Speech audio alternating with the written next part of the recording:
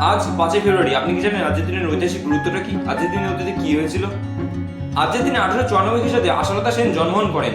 তিনি ছিলেন ভারতীয় উপমহাদেশে ব্রিটিশ বিরোধী স্বাধীনতা আন্দোলনের একজন উল্লেখযোগ্য বিপ্লবী, কবি, সমাজসেবক এবং অগ্নিযুগের একজন বিখ্যাত নারী বিপ্লবী।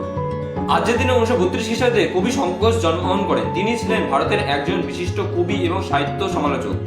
তিনি কাব্য সাহিত্যে রবীন্দ্রনাথ ঠাকুর এবং জীবনানন্দ দাশের উত্তরসূরি ছিলেন। তার প্রকৃত নাম ছিল চিত্তপ্রিয় ঘোষ। তিনি তার বাবরে প্রার্থনা কাব্যগ্রন্থের জন্য ভারতের দ্বিতীয় সর্বোচ্চ সাহিত্য সম্মান সাহিত্য একাডেমি পুরস্কার লাভ করেন এবং তার গদ্যগ্রন্থ বটপাকুড়ের ফেনা কাব্যগ্রন্থের জন্য 2016 সালে ভারতের সর্বোচ্চ সাহিত্য সম্মান জ্ঞানপীঠ পুরস্কার লাভ করেন। আজকের দিনে 1955 সালে করুণানিধান বন্দ্যোপাধ্যায় মারা যান। তিনি ছিলেন একজন বাঙালি রোমান্টিক রবীন্দ্রানুসারী জাতীয়তাবাদী কবি। এছাড়া আজকের দিনে 1922 সালে চৌরি চৌরা ঘটনাটি ঘটে।